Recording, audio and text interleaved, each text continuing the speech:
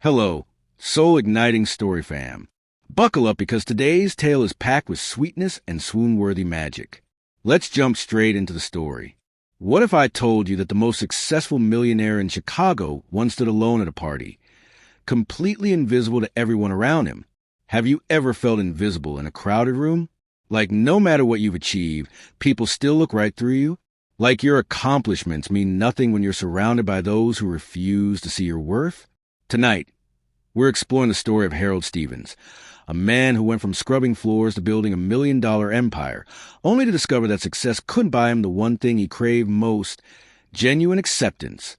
But what happened next would change everything he thought he knew about worth, friendship, and what it truly means to be seen. The marble floors gleamed under crystal chandeliers. Champagne glasses clinked in the hands of Chicago's elite. Billionaires networked with CEOs, while politicians whispered deals in shadow corners. This was the kind of party where fortunes were made with handshakes and empires built over casual conversations. Yet there he stood, Harold Stevens, worth 8 figures, featured on magazine covers, celebrated as one of the city's most innovative entrepreneurs, completely and utterly alone. The irony was suffocating. Here was a man who had conquered every obstacle life threw at him, who had built something extraordinary from nothing, reduced to a ghost among the very people he thought would finally recognize his worth. But this isn't just another rags-to-riches story. This is a tale of a janitor who became a millionaire, and the janitor who reminded him how to be human again. It's about the moment when success strips away everything except what truly matters, and how sometimes the most profound wisdom comes from the most unexpected places. If you ever felt overlooked or underestimated, hit that like button right now. Because Harold's journey is going to remind you why your story matters, why your struggles have purpose, and why the people who see you when you're invisible are the ones worth treasuring most. You see, Harold Stevens wasn't always standing in marble-floor mansions surrounded by Chicago's power elite. He wasn't always a confident CEO whose innovative mobile app revolutionized how families manage their finances. There was a time when Harold was the one pushing the cleaning cart, when he was the invisible figure people looked past without a second thought. Harold Stevens wasn't always a millionaire. In fact, his story begins in a place most of these party guests would never dare to visit. The kind of neighborhood where dreams feel impossible and hope comes in short supply. It starts in a cramped apartment on the outskirts of Chicago, where a young boy studied by dim lamplight, while his single mother worked double shifts just to keep the lights on. But here's what makes Harold's story extraordinary. Every rejection became fuel. Every door that slammed in his face became motivation to build his own entrance. Every person who dismissed him as just another kid from the wrong side of town unknowingly contributed to forging a determination so powerful it would eventually shake the foundations of an entire industry. The young man who once mopped floors in corporate buildings after hours, who coded on borrowed computers and sketched business plans on discarded napkins, had done the impossible. He had crossed the invisible line that separates the overlooked from the celebrated, the struggling from the successful, the invisible from the seen. Or so he thought. Standing in that opulent ballroom, surrounded by the glittering symbols of achievement he had worked so hard to attain, Harold was about to learn that some barriers are harder to break than others. That wealth can't buy belonging. That success doesn't guarantee acceptance. And that sometimes when you're at your lowest point, salvation comes from the most unlikely source. What Harold didn't know was that across the room, pushing a cleaning cart with quiet dignity, was a man named George Harper, a man whose simple question would shatter Harold's assumptions about worth, value, and what it truly means to be successful. This is a story of 2 men whose paths should never have crossed, whose worlds existed in completely different spheres, but whose encounter would prove that real success isn't measured in dollars or status. It's measured in moments of genuine human connection. Are you ready to discover how a single act of kindness can redefine everything you thought you knew about achievement, acceptance, and what it means to truly see another person? Harold Stevens grew up in a world where hope was a luxury most families couldn't afford. The apartment building on Chicago's South Side stood like a monument to forgotten dreams. Paint peeling from walls that had witnessed too many broken promises, stairs that creaked under the weight of residents who had learned to expect disappointment. But in apartment 3B, something different was happening.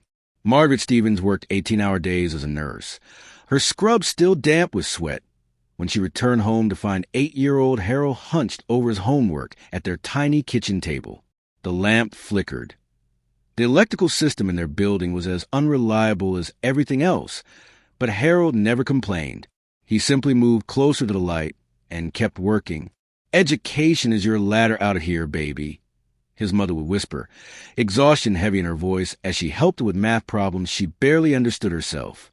"Nobody can take your knowledge away from you. Not ever."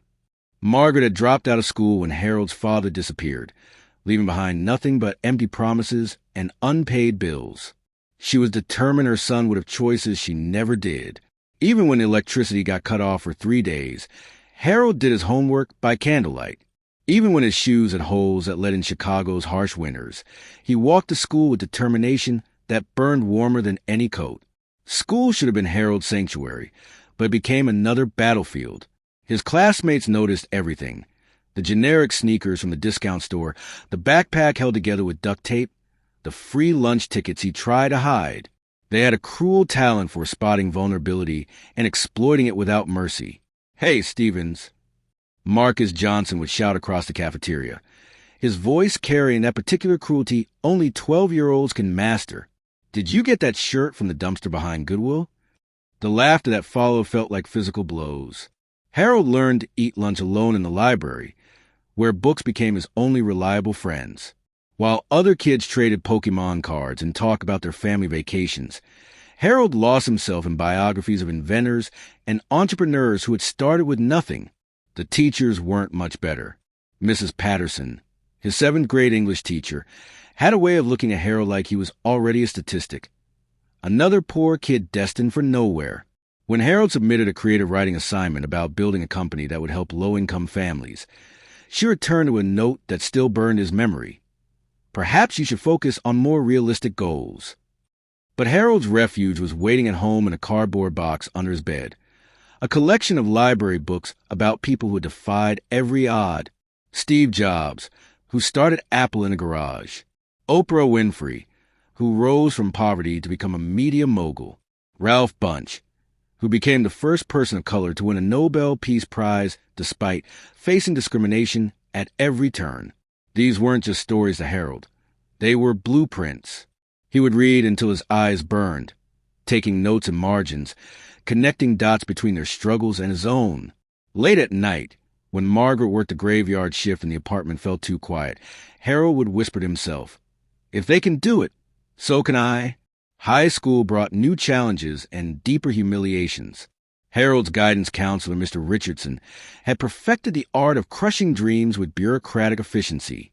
During their mandatory career counseling session, junior year, he barely looked up from Harold's file.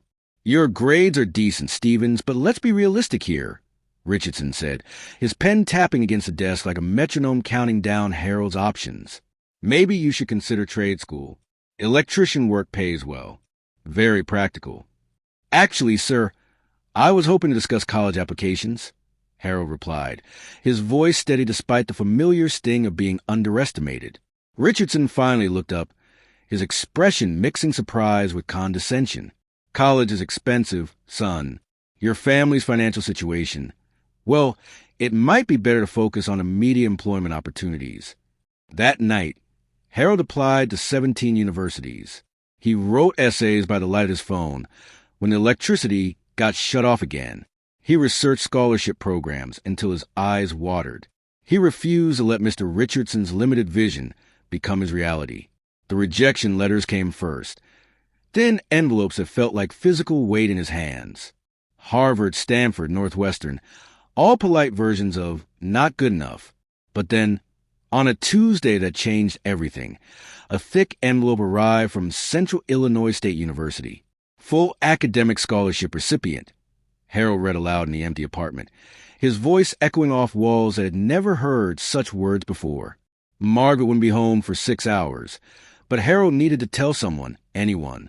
He called his neighbor, Mrs. Williams, an elderly woman who had always believed in him. "I knew it, baby," she said through the thin walls, her voice full of the pride his own family couldn't afford to express. "I always knew you were special." But Harold's real education was just beginning. Central Illinois State was a modest school, far from prestigious, but it represented possibility. Harold arrived with 2 suitcases and a determination that intimidated even his professors.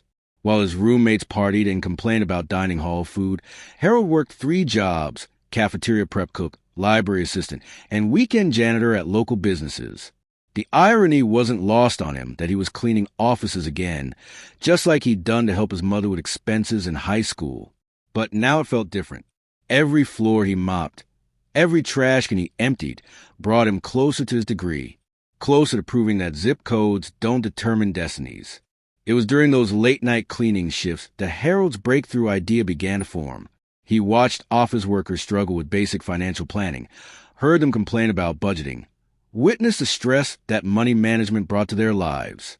If people with good jobs and steady incomes struggle with finances, what about families like his own? Harold started sketching on napkins between classes, rough designs for a mobile app that would make financial planning accessible to everyone, especially low-income families who couldn't afford financial advisors. He coded basic prototypes on library computers, staying until they kicked him out at closing time. His computer science professor, Dr. Martinez, was the first adult who saw Harold's potential without reservation. "This isn't just smart programming," she told him after reviewing his app prototype. "This is innovation with purpose. Don't let anyone tell you it's not good enough." Those words became Harold's anchor when the real rejection started, because building the app was only the beginning. Now he had to convince someone else to believe in it too. Drop a flex biceps in the comments if you believe in betting on yourself when nobody else will, because Harold was about to discover just how many doors can slam before the right one finally opens. Harold's college degree felt weightless in his hands during graduation, despite representing 4 years of 18-hour days and sacrifices at age and beyond his 22 years. The diploma from Central Illinois State University was supposed to be his ticket to a different life, but the job market had other plans. 3 months of rejections taught Harold a harsh lesson about the gap between potential and opportunity. Overqualified for entry-level, underexperienced for management, became the soundtrack of his post-graduation life. Every "will keep your resume on file" felt like another door slamming shut. That's when Harold made a decision that would have horrified his former classmates. He took a job as a night janitor for Midwest Commercial Cleaning Services. The pay was $12 an hour. The hours were brutal, and the work was everything society had taught him to be ashamed of. But Harold saw something others missed: opportunity disguised as humility. His first assignment was a Morrison building, a gleaming tower in downtown Chicago that housed 3 floors of startup companies and established businesses. Harold reported for duty at 10 p.m., when the building emptied of everyone who mattered during daylight hours. He became part of the invisible workforce that kept the corporate world functioning while remaining completely unseen. The uniform was navy blue with Harold stitched in white thread above the pocket. He wore it with the same dignity his mother had worn her nursing scrubs, as a symbol of honest work, not shame. While other people his age were climbing corporate ladders, Harold was literally cleaning them. But Harold understood something his peers didn't. Proximity breeds opportunity. Every night, he pushed his cart through offices where million-dollar decisions were made. He emptied trash cans full of discarded business plans, overheard conference calls about venture capital, and observed the rhythms of success up close. The executives and employees treated Harold exactly as expected, like furniture with legs. They would continue confidential conversations while he cleaned around them, discuss sensitive mergers while he mopped their floors, and strategize about hostile takeovers while he emptied their wastebaskets. To them, Harold didn't exist during business hours, which made him privy to secrets worth more than his annual salary. "Jenkins, the Peterson acquisition is falling through," he heard one executive tell another during a late-night strategy session. "We need backup options by Friday." Harold absorbed it all while methodically cleaning, his mind cataloging insights about how successful people operated, how they thought, how they navigated challenges. He was earning a PhD in business reality while earning minimum wage. Meanwhile, Harold's app prototype grew more sophisticated with each passing month. He would finish his cleaning rounds by 6 a.m., grab coffee at the 24-hour diner across the street, and code until his next shift began. The borrowed laptops at the public library became his office. The corner table at McDonald's his boardroom. The app was beautiful in its simplicity, a budgeting tool designed specifically for low-income families like his own. It connected users to local resources, offered spending insights, and provided educational content about financial literacy. Harold had built something that could genuinely help people, but convincing investors required a different skill set entirely. His first pitch meeting was with Davidson Ventures, a small investment firm that claimed to specialize in socially conscious startups. Harold spent his last $50 on a decent shirt, printed presentation materials at Kinko's, and practiced his pitch until he could deliver it in his sleep. The meeting lasted exactly 11 minutes. "It's an interesting concept, Harold," said Jennifer Davidson, her tone conveying anything but interest. "But the target market is limited. Low-income families aren't exactly known for their app spending. How do you monetize users who don't have disposable income?" Harold explained his research, demonstrated user engagement from his beta testing, showed testimonials from families whose lives had improved using his app. Davidson listened with the patience of someone waiting for a meeting to end. "I appreciate your passion," she concluded, "but we're looking for scalable solutions with broader market appeal. Maybe consider pivoting to serve middle-income users instead." The rejection stung, but Harold scheduled 3 more meetings that week. Each one followed the same pattern: initial interest, followed by skepticism about his target audience, ending with polite dismissal. Investors wanted apps that would attract affluent users who could afford premium subscriptions, not struggling families who needed help managing their limited resources. Kids from the projects don't understand market dynamics. Harold overheard one venture capitalist tell his colleague after their meeting. The comment burned because it revealed their fundamental misconception. Harold understood his market better than any wealthy investor ever could. At night, Harold returned to his cleaning duties with renewed purpose. The Morrison Building became his university, and the conversations he overheard became his curriculum. He learned about market timing, competitive positioning, and investor psychology from people who never knew they were teaching him. The breakthrough came on a Thursday night in October, during Harold's usual rounds on the 15th floor. The law firm of Peterson, Shaw and Associates always worked late, and Harold had grown accustomed to cleaning around their marathon strategy sessions. Tonight was different. The conference room door was slightly ajar, and Harold could see an elderly man working alone, surrounded by legal documents and empty coffee cups. Something about the scene struck Harold as profoundly human. The successful attorney, probably worth millions, working late into the night just like Harold, pursuing goals with the same relentless determination. Harold made a decision that would have seemed impossible 6 months earlier. Instead of cleaning around the office, he gently knocked on the door frame. "Excuse me, sir," Harold said, his heart pounding. "I didn't want to disturb you, but I noticed you've been here every night this week. I hope everything's okay." The man looked up, surprised.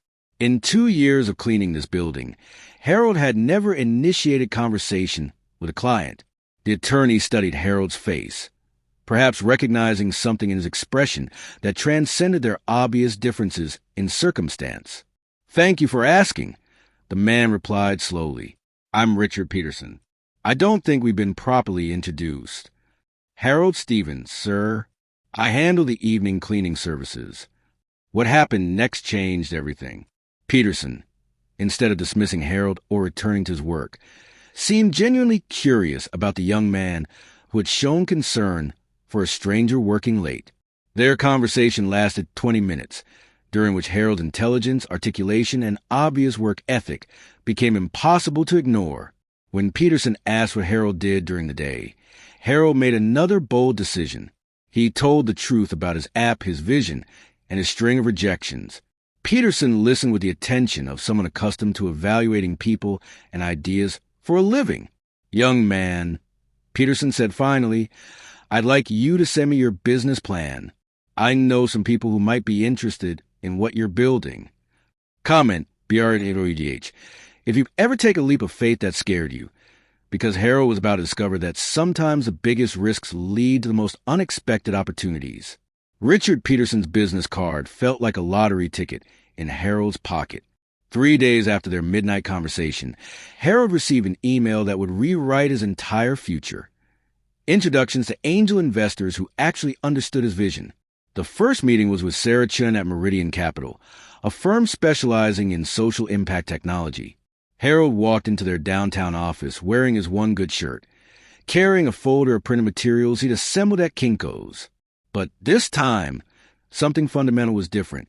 "Show me how this works," Chin said, pulling out her phone within 5 minutes of Harold's presentation. Harold watched her navigate his app, seeing her expression change from polite interest to genuine enthusiasm. She tested the budget tracker, explored the resource directory, even created a sample family profile to understand the user experience. "My cousin Rosa works 2 jobs and still struggles every month," Chin said, still scrolling through features. "This could actually help her family. When can we talk numbers?" 2 weeks later, Harold walked out of Meridian Capital with a check for $180,000 and validation worth far more than money. Chun introduced him to 2 additional investors who contributed another $120,000, giving Harold a runway he needed to transform his nights and weekends project into a real company. Harold gave his 2 weeks' notice at Midwest Commercial Cleaning on a Thursday morning, feeling both terrified and exhilarated. His supervisor, Frank Rodriguez, looked genuinely confused. "You sure about this, Stevens? That computer stuff seems pretty risky to me." "Frank, cleaning buildings taught me that every successful business starts with someone willing to do the work nobody else wants to do," Harold replied, folding his uniform for the last time. "Now I'm ready to build something of my own." Harold's first office was a converted storage space above Rosario's Italian deli in Little Village.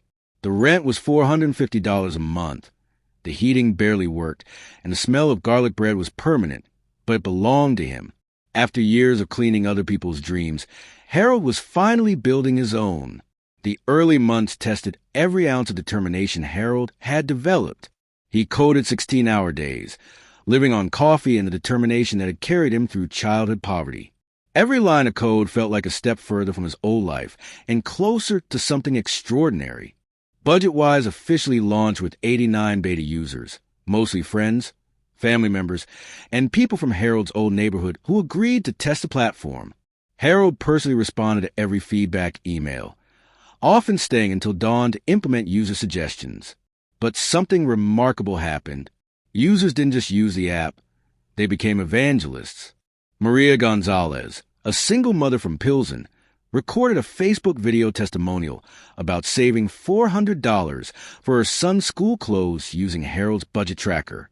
The video spread through her community like wildfire. Local community centers started recommending BudgetWise to their clients. Social workers began including it in their resource packets. Churches mentioned it during financial literacy workshops. Harold's phone buzzed constantly with new user notifications. The Chicago Sun-Times discovered Harold's story 6 months after launch. The headline read, "From Janitor to Tech CEO, Young Entrepreneurs App Helps Families Thrive."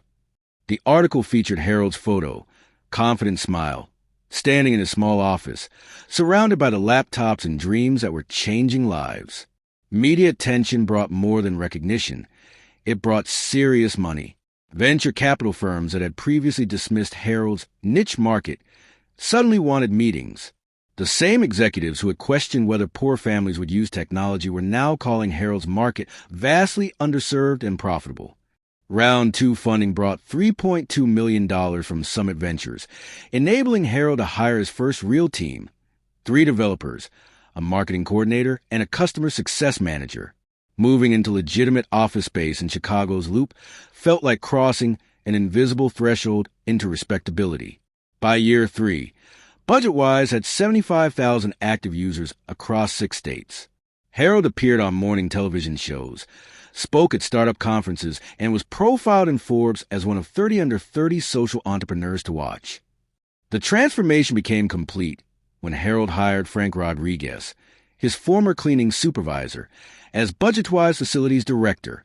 The moment Frank walked into Harold's corporate offices as an employee rather than a boss represented more than career advancement.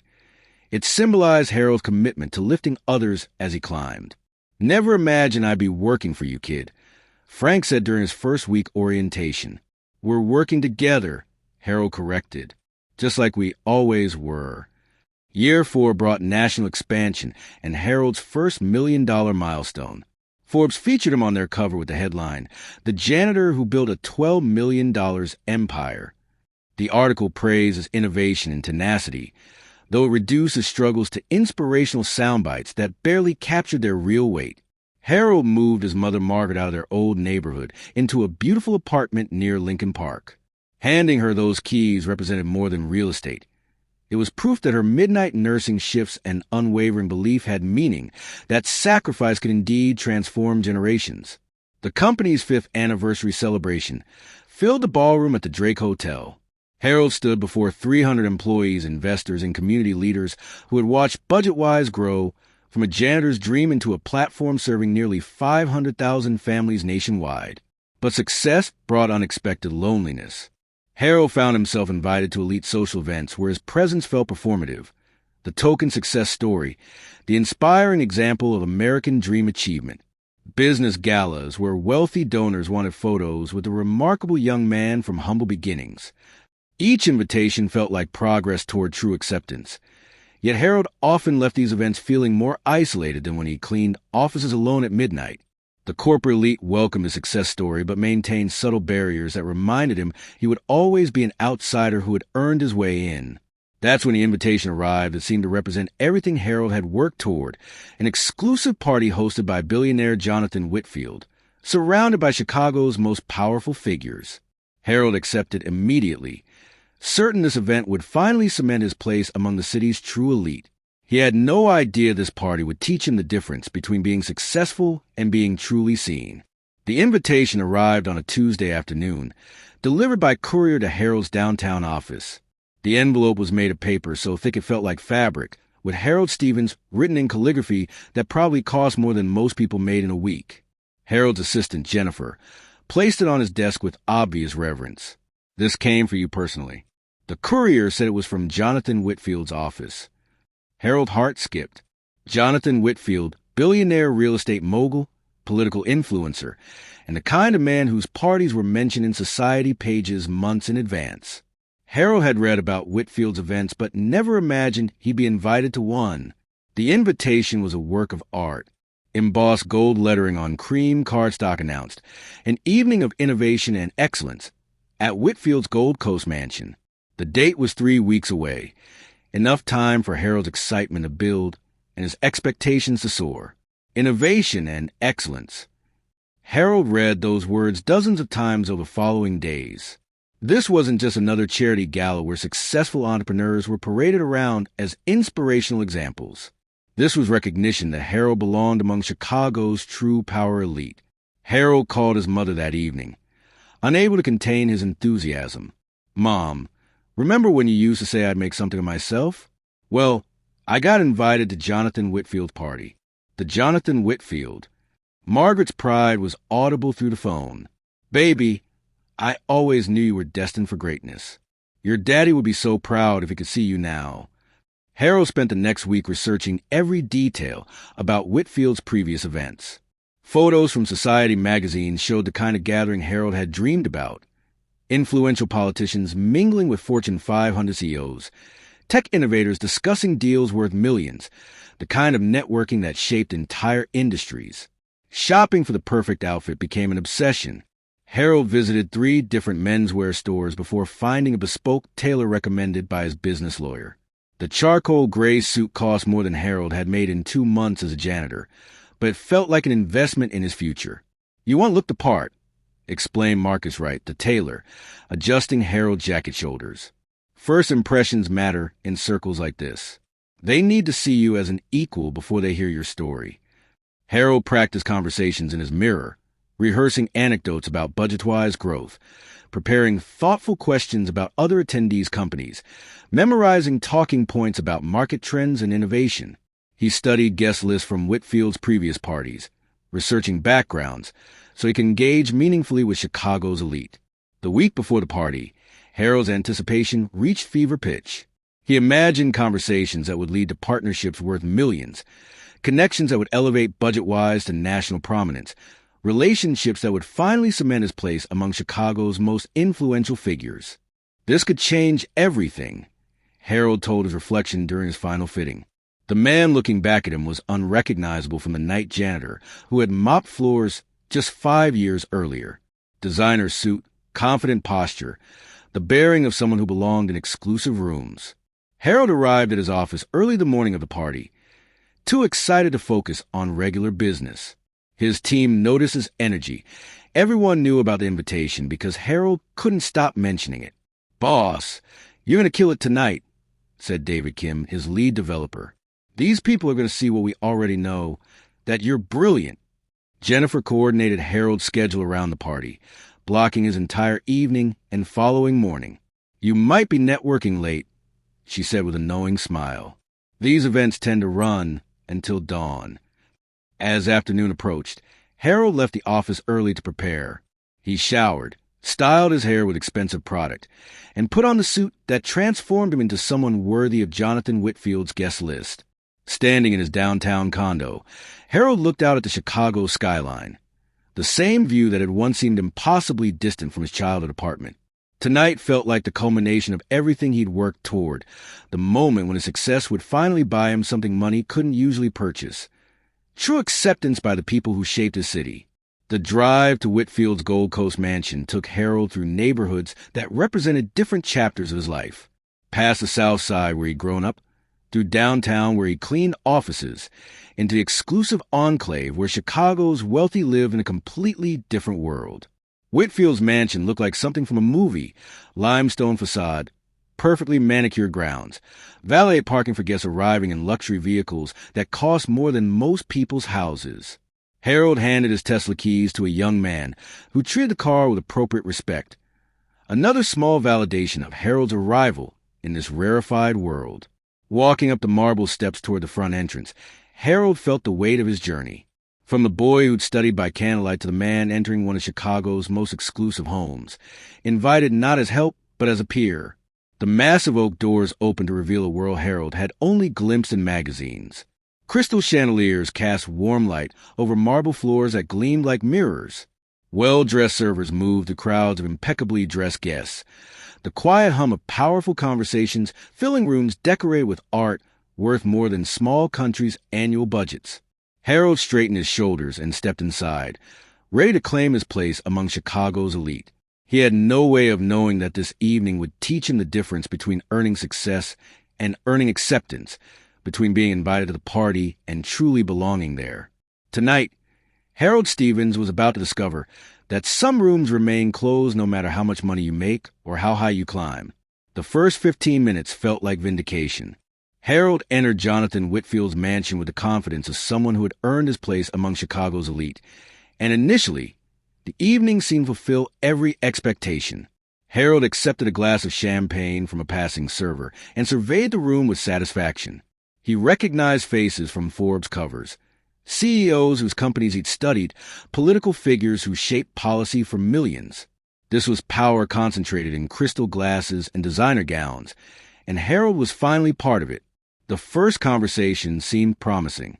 Harold approached a small group discussing quarterly earnings near the grand piano, waiting for an appropriate moment to join their discussion about market volatility. "Excuse me," Harold said during a natural pause. "I couldn't help but overhear your thoughts on tech sector corrections. I'm Harold Stevens, CEO of BudgetWise." The response was polite, but measured. Handshakes were offered, business cards exchanged, but something felt off. The conversation that had been animated moments before became stilted, formal. Within minutes, the group began dispersing with excuses about finding the restroom or refreshing drinks. Harold attributed it to normal social dynamics and moved to another cluster of guests discussing real estate development near the marble fireplace. This time, he was more strategic, listening longer before contributing his perspective on affordable housing initiatives. But the same pattern repeated. Initial politeness followed by subtle but unmistakable withdrawal. Conversations that had flowed freely before Harold's arrival seemed to lose momentum when he participated. Smiles remained fixed in place, but eyes began wandering toward other parts of the room. By the third attempt, Harold began noticing details that made his stomach tighten. The way conversations paused when he approached. The glances exchanged between established guests when he introduced himself. The polite but hollow responses to his business insights. "Budget-wise, you said?" repeated Victoria Sterling, a prominent arts patron whose family had built half of downtown Chicago. "That's interesting. I'm not familiar with that particular market segment." Her tone carried a kind of dismissiveness that comes from generational wealth, the subtle superiority of someone who had never needed to budget anything in her life. Harold explained his company's mission, its impact on working families, its impressive growth metrics. "How admirable," Sterling replied, her attention already shifting. "If you'll excuse me, I see someone I simply must speak with." Harold stood alone beside a marble sculpture worth more than most houses, watching Sterling move toward a group that welcomed her with genuine warmth. The contrast was stark and humiliating. The whispers began around the 1-hour mark. Harold caught fragments of conversations he wasn't meant to hear, his name mentioned in tones that ranged from curious to dismissive. Who was that young man by the staircase? Some tech entrepreneur. Apps or something. Whitfield must be trying to diversify his guest list again. Didn't he used to work maintenance somewhere? I swear I've seen him before. That last comment hit, like a physical blow. Someone had recognized him from his janitor days, and in this crowd, that recognition was poison. Harold's success story, which he'd always viewed as inspirational, became a source of shame among people who inherited their positions rather than earning them. Harold retreated to the library, hoping for a moment to collect himself. The room was lined with leather-bound books that had probably never been read, their spines chosen for color coordination rather than content. He found temporary refuge near a window overlooking the garden, but even there, isolation followed him. 2 men entered the library, continuing a conversation they'd started elsewhere. Harold tried to look occupied with examining the book collection, but their words reached him clearly. "Strange choice for Whitfield to invite the cleaning staff," one said with casual cruelty. "Not staff," the other corrected. "That's Harold Stevens. Built some poverty app. Rags the richest story." "Ah, the token success story. Makes the rest of us look magnanimous for attending his little charity case celebration." Their laughter felt like knives. Harold remained frozen by the bookshelf, pretending to read while his face burned with humiliation. These men discussed him like an object, his achievements reduced to tokenism, his presence explained away as Whitfield's attempt at social responsibility. When they left, Harold stood alone among books chosen for decoration, feeling more invisible than he had during his midnight cleaning shifts. At least then, he'd had purpose and dignity. Here, he was decoration himself. The inspirational poor boy made good, displayed for the wealthy to feel better about their privilege. The evening's lowest point came during dinner. Harold found his assigned seat at a table with 7 strangers who clearly knew each other well. Their conversation flowed around topics Harold couldn't access. Family ski trips to Aspen, prep school connections, summer homes in Martha's Vineyard. When Harold attempted to contribute by sharing business insights, the responses were politely dismissive. When he mentioned his company's social impact, eyes glazed over with a particular boredom wealthy people reserved for discussions of poverty. "You must be so proud of helping those people," said Eleanor Morrison, her tone dripping with condescension. "It's wonderful when someone from that background can give back to their community." Harold realized she meant those people and that background as categories that would always define him, regardless of his success. He wasn't Harold Stevens, innovative entrepreneur. He was Harold Stevens, former poor person who had been allowed into their world as long as he remembered his place. The final humiliation came during the networking portion of the evening. Harold approached group after group, only to watch conversations die when he joined them. People who had been laughing moments before suddenly remembered urgent phone calls they needed to make or important guests they had to find.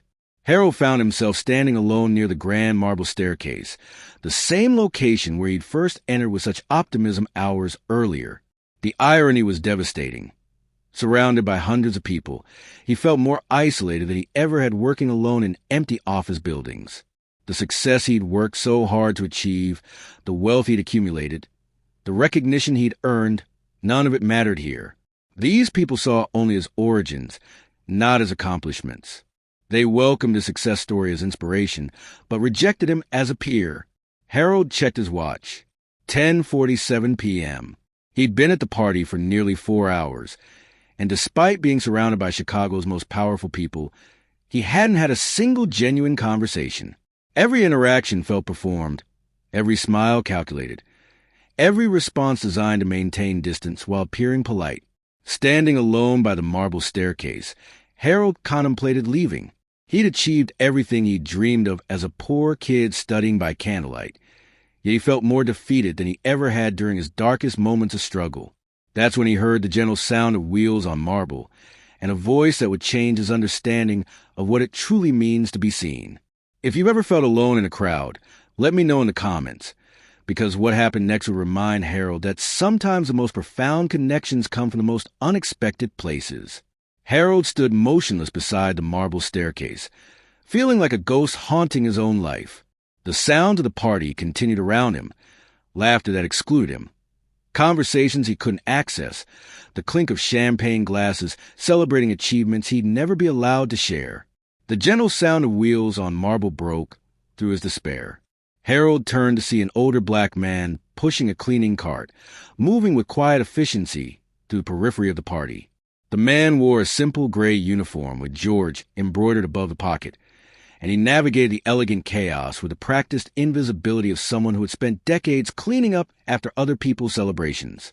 Harold watched George work, recognizing something achingly familiar in his movements. The way he made himself small to avoid disturbing conversations. The practiced art of being present, but unseen. The dignity maintained while performing work that others consider beneath notice. George paused near Harold's corner, bending to retrieve a dropped napkin from the marble floor.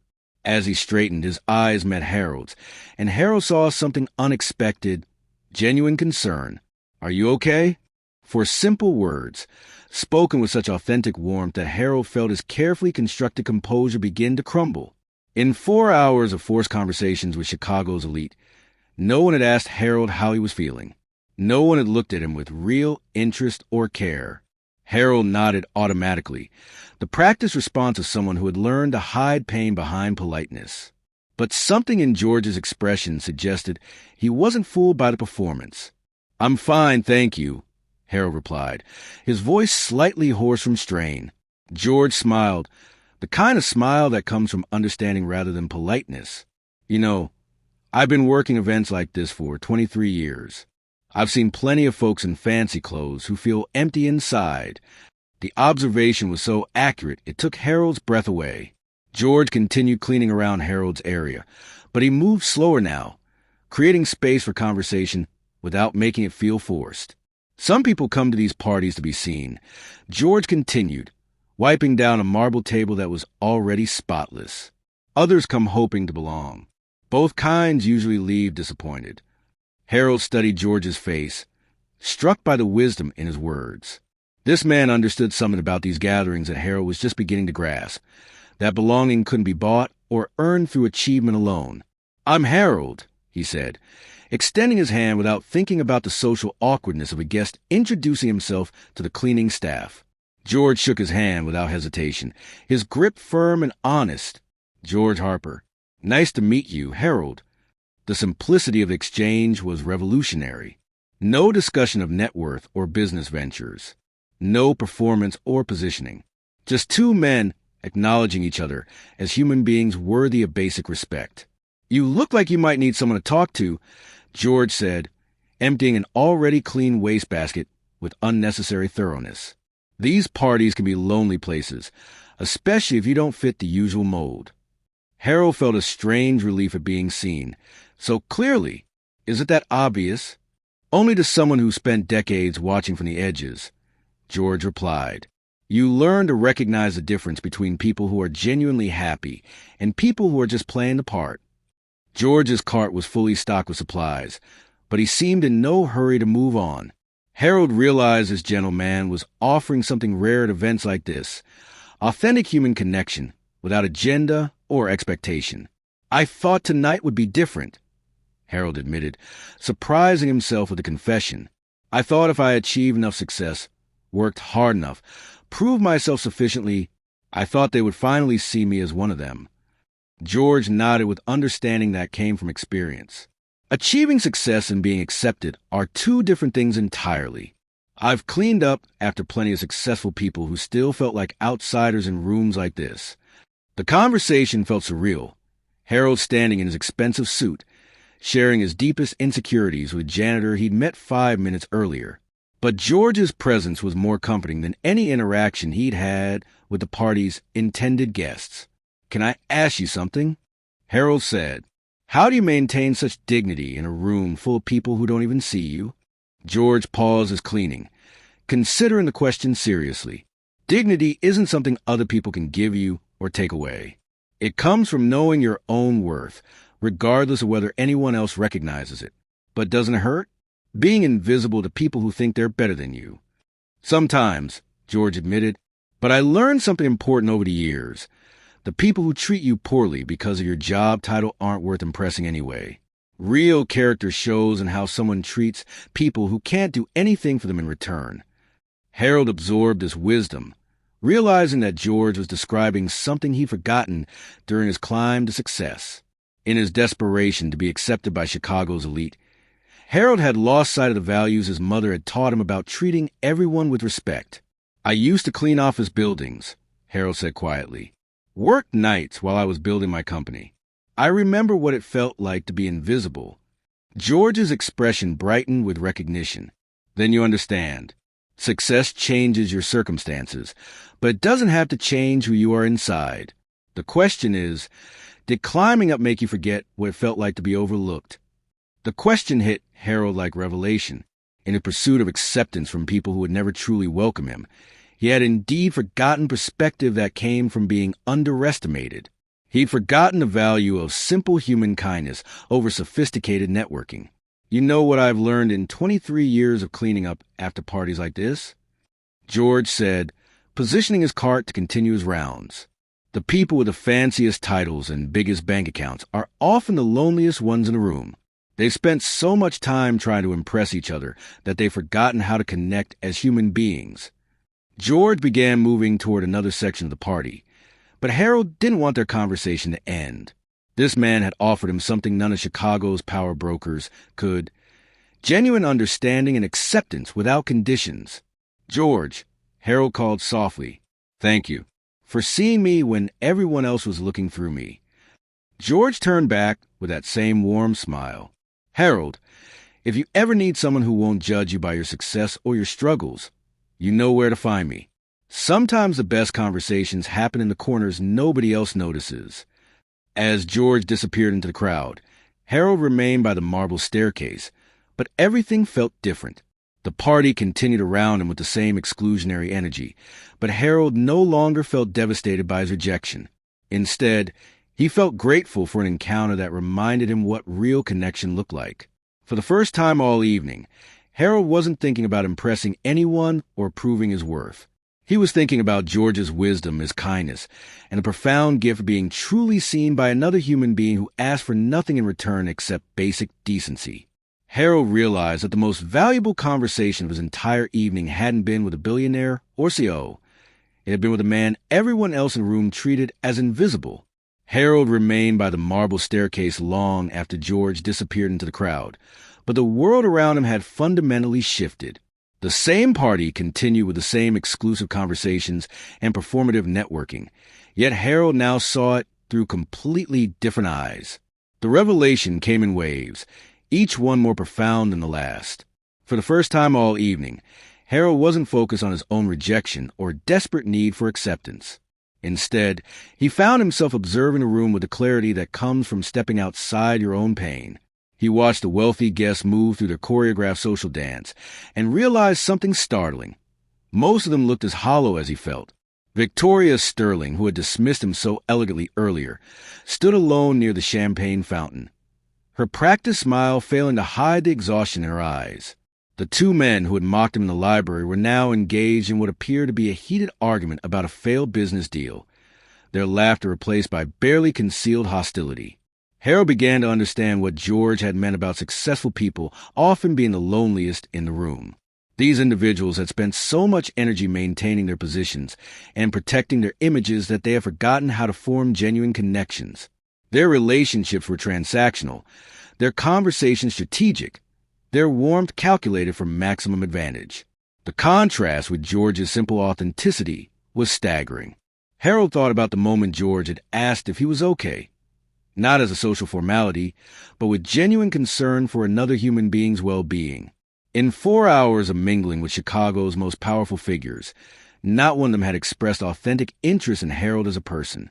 They had evaluated him as a business opportunity, dismissed him as a social climber, or ignored him entirely, but none had simply cared about his emotional state. Walking through the party now, Harold felt like an anthropologist studying a foreign culture.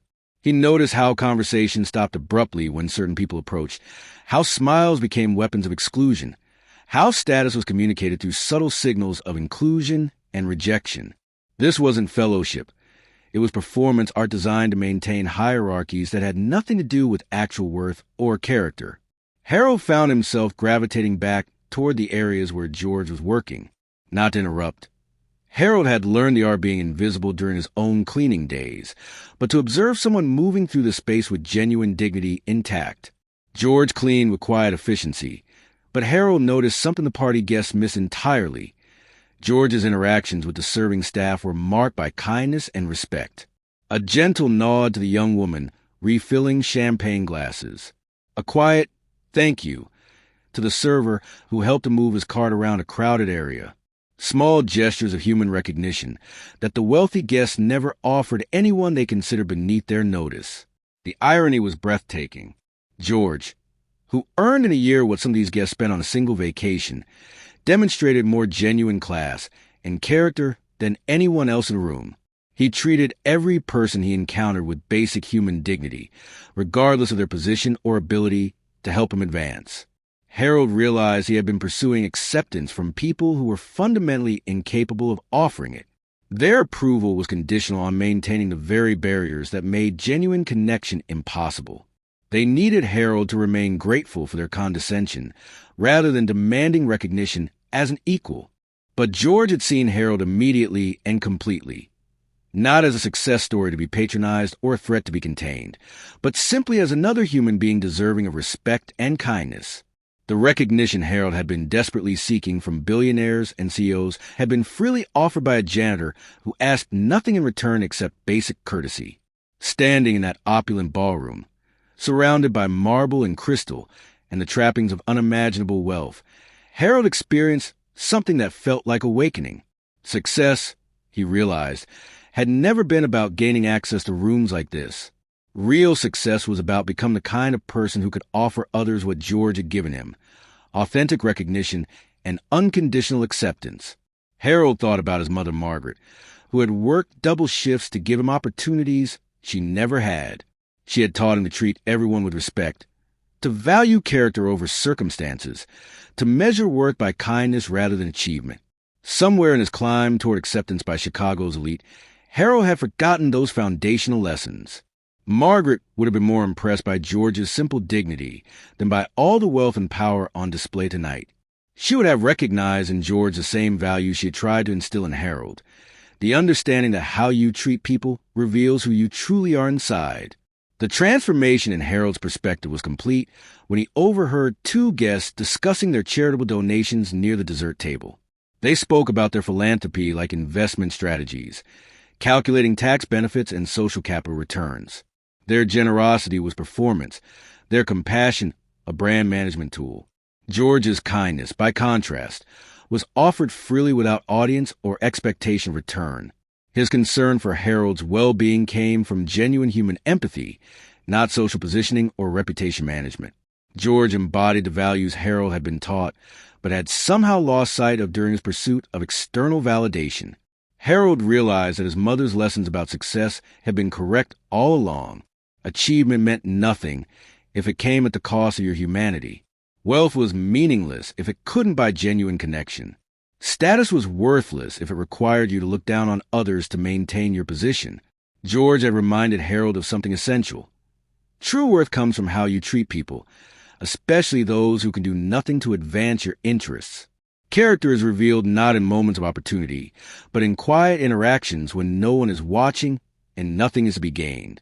As the evening wound down and guests began making their elegant departures, Harold felt a profound shift in his understanding of what he wanted from life. The acceptance he had craved from Chicago's elite suddenly seemed not just impossible, but undesirable. Why would he want approval from people who had demonstrated such fundamental lack of character and compassion? Harold walked toward the mansion's exit with his head held high, not because he had finally gained acceptance from the wealthy and powerful, but because he had rediscovered something far more valuable, his own moral compass, recalibrated by 20 minutes of genuine human connection with some of the room's most important people had completely overlooked. The party that was supposed to represent Harold's arrival among Chicago's elite instead became the night he remembered what actually mattered. Not being seen by people who mattered, but being someone who truly saw others. Harold woke the next morning with unusual clarity. The events of the previous evening felt less like a social failure and more like a profound education. While other guests probably woke up analyzing business cards collected and deals discussed, Harold found himself thinking about George's words and the wisdom embedded in their brief encounter. By 10 a.m., Harold had made a decision that would have seemed impossible 24 hours earlier. He picked up his phone and called the catering company that had serviced Whitfield's party, asking to be connected with George Harper. "This is somewhat unusual, Mr. Stevens," said the company's manager, clearly puzzled by a party guest requesting contact information for cleaning staff. "Is there a problem we need to address?" "No problem at all," Harold replied. "George provided exceptional service, and I'd like to thank him personally." An hour later, Harold's phone rang. "This is George Harper. I understand you asked for my number?" Harold felt suddenly nervous, like a teenager asking someone to lunch for the first time. "George, this is Harold Stevens. We spoke last night at the Whitfield party. I was wondering, would you have time for coffee this week?" George's warm chuckle came through the phone. "I was hoping you might call. How about Saturday morning? There's a good place called Maria's Kitchen on 47th Street. Best coffee on the South Side, and they don't care what you're wearing." Saturday morning found Harold driving through neighborhoods he hadn't visited since his childhood, heading toward a part of Chicago where success was measured differently than in boardrooms and country clubs. Maria's Kitchen occupied a corner building that had seen better decades, but the warm light spilling through its windows and the steady stream of customers suggested something special inside. Harold spotted George immediately, sitting at a table near the window, reading a newspaper with the same quiet attention he had brought to their conversation 3 nights earlier. George looked up as Harold entered, his face brightening with genuine pleasure. "Harold, you found the place. Best kept secret in the city." They ordered coffee. Harold's usual complicated espresso drink seemed ridiculous here, so he asked for what George was having, black coffee and Maria's famous cinnamon rolls. "So," George said after they settled in, "how are you feeling about Thursday night?" Harold had prepared several versions of this conversation, but George's direct question deserved an honest answer. "Like I learned more in 20 minutes with you than in 4 hours with Chicago's most successful people." George nodded knowingly.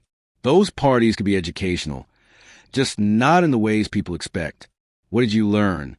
Harold found himself opening up in ways he hadn't anticipated.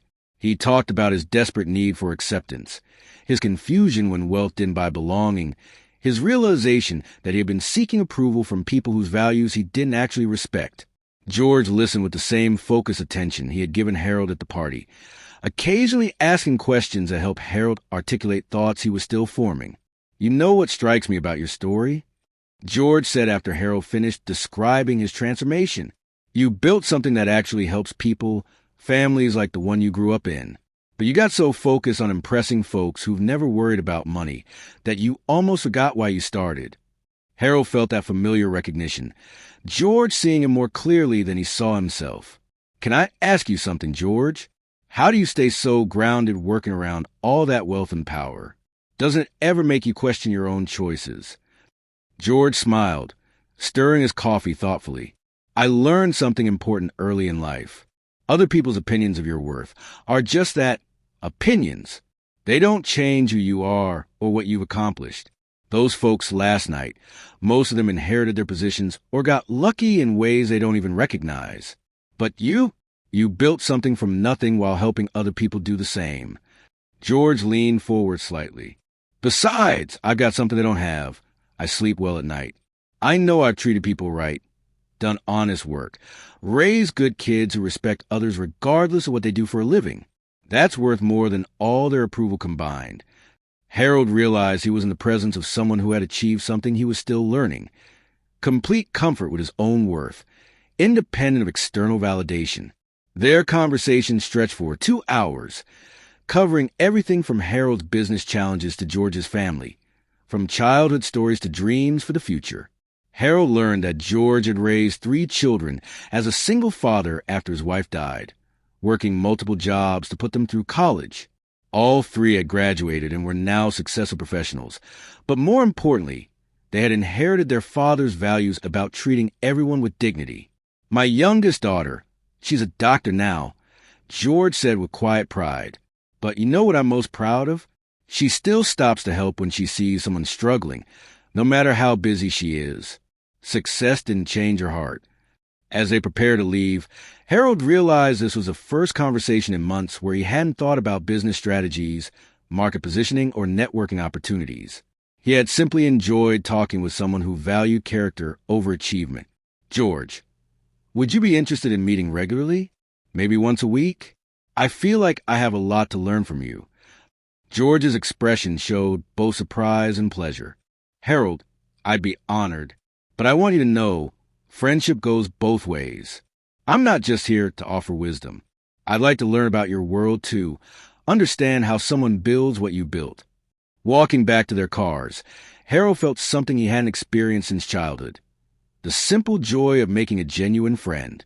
Not a business contact or a networking opportunity, but someone who saw his worth as a human being completely separate from his achievements or bank account. For the first time since his success began, Harold looked forward to Saturday mornings more than Monday meetings. 3 months of Saturday morning conversations with George had fundamentally changed how Harold viewed his success. Their friendship had evolved into something profound.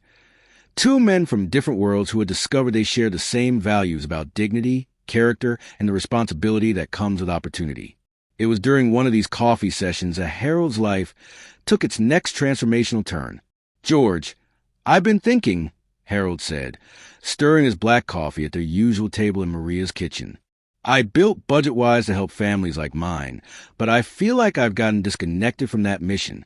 The business side took over, and somewhere along the way, I stopped thinking about the actual people we're supposed to serve. George nodded thoughtfully. Success has a way of pulling you away from your roots if you're not careful. What are you thinking of doing about it? Harold had been wrestling with this question for weeks. His company was thriving financially, but he felt spiritually empty about the work. The excitement of building something meaningful had been replaced by the mundane concerns of market share and quarterly earnings. I want to do more than just offer an app, Harold said. I want to create opportunities for kids who are where I used to be, smart, ambitious, but completely invisible to the people who control access to success. George leaned back in his chair, studying Harold's face.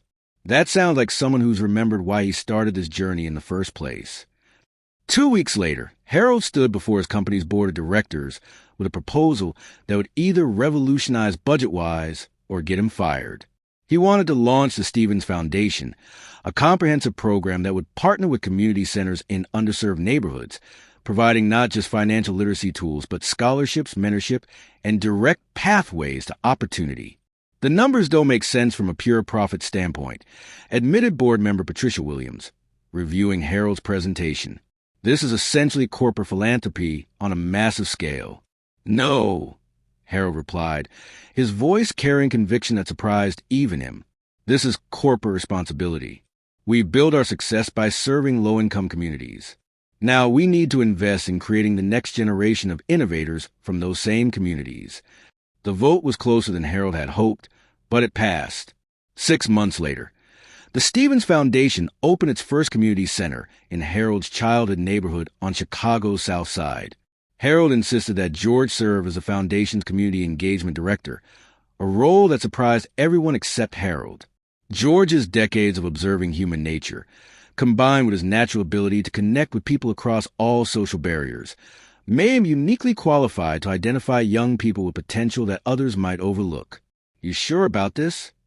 George asked when Harold offered him the position. I don't have a college degree or corporate experience. George, you have something more valuable than credentials, Harold replied.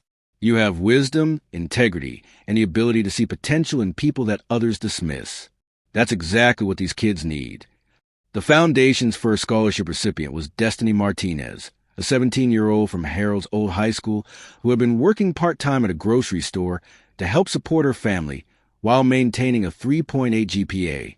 Her guidance counselor had suggested community college as her most realistic option.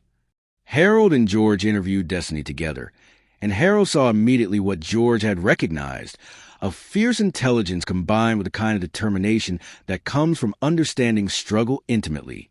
Miss Martinez, Harold said at the end of their meeting, how would you feel about Northwestern University?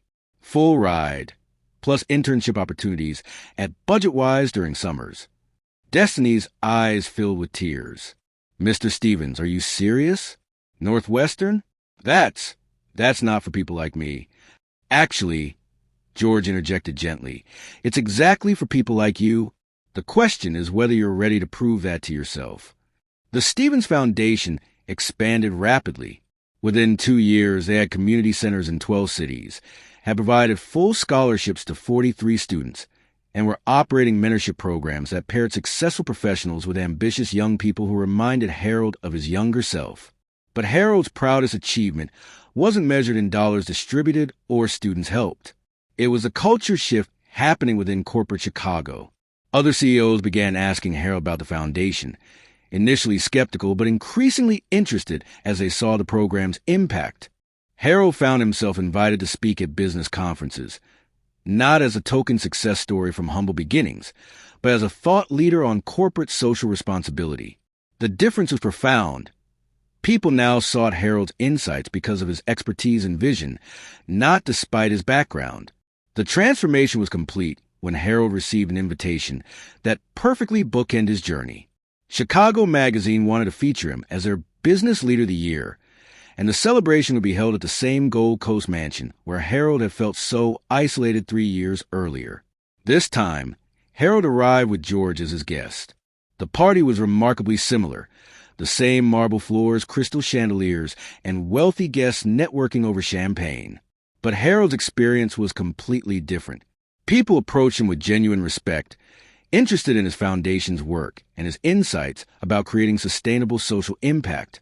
Victoria Sterling, who had dismissed Harold so elegantly at the previous party, now sought him out specifically.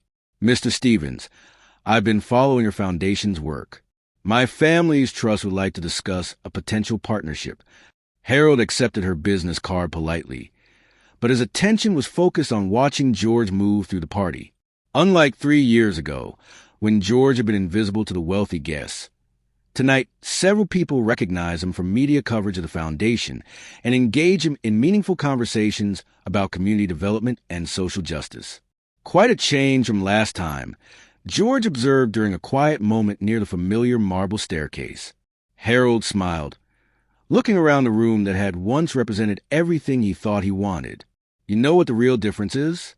Last time, I was here hoping they would see my worth.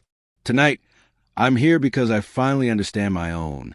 The evening's highlight came when Harold was asked to give impromptu remarks about his foundation's work. Standing before the same crowd that had once dismissed him, Harold spoke not about his personal journey, but about the young people his foundation was supporting, their dreams, their potential, their determination to create better futures for their families. Success, Harold concluded, isn't about climbing ladders to reach exclusive rooms. It's about building ladders that help others climb too. The applause that followed felt different from the polite recognition Harold had once craved. This was respect earned through service, admiration based on impact rather than achievement alone.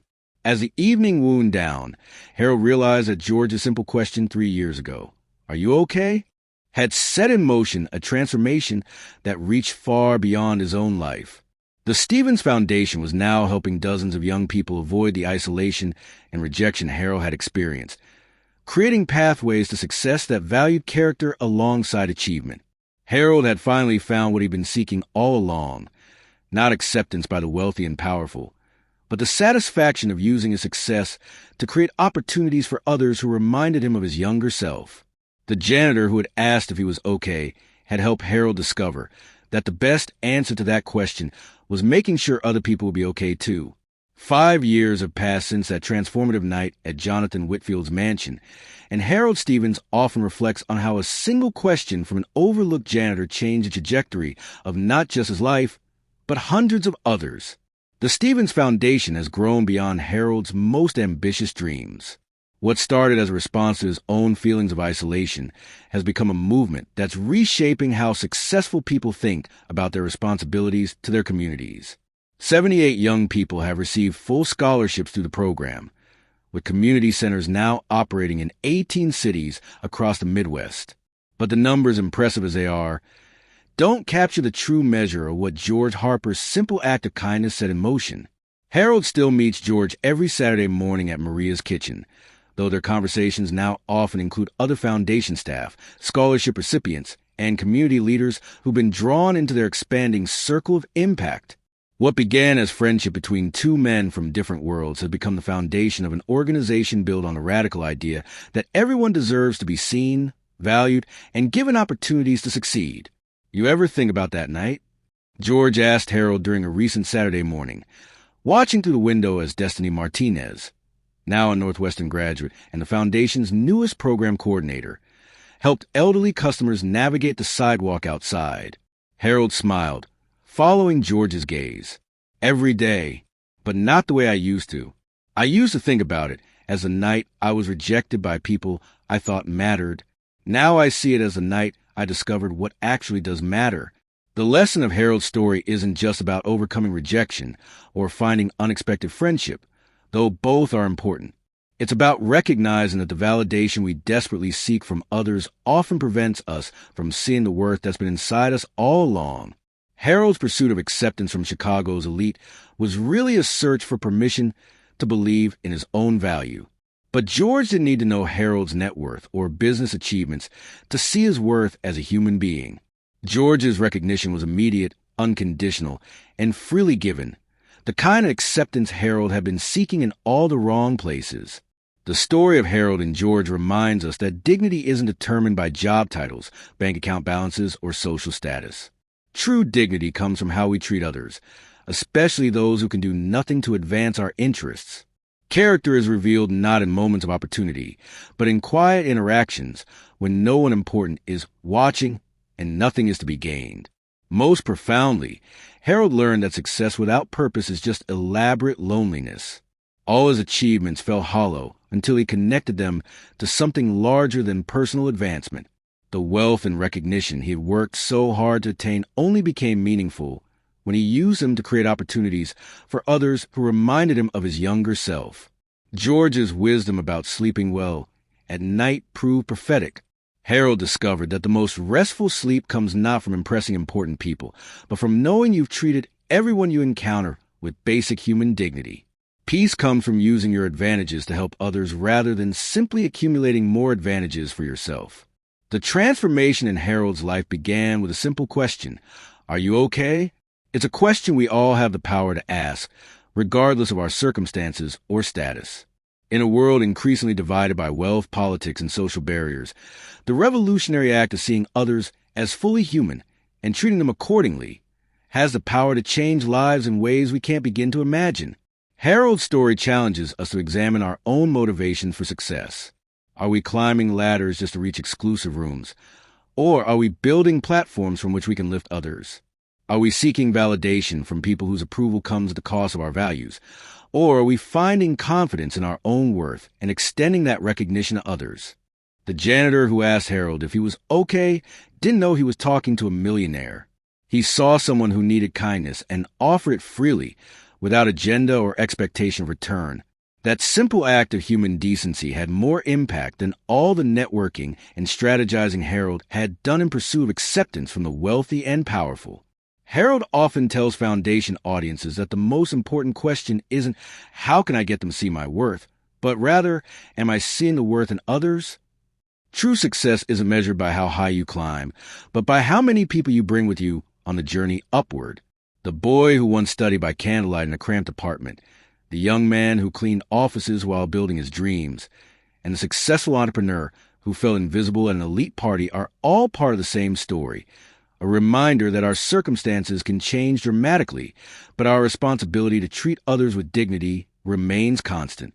George Harper, the janitor whose simple question changed everything, recently retired from his cleaning job to work full-time with the Stevens Foundation. His official title is Senior Director of Community Engagement, but Harold prefers to introduce him as the man who taught me what it means to truly see another person. Harold's journey from invisible janitor to visible millionaire to someone who helps others become visible represents something beautiful about human potential. We all have the power to transform not just our own circumstances, but the circumstances of others. Sometimes that transformation begins with something as simple as asking someone who looks lost, "Are you okay?"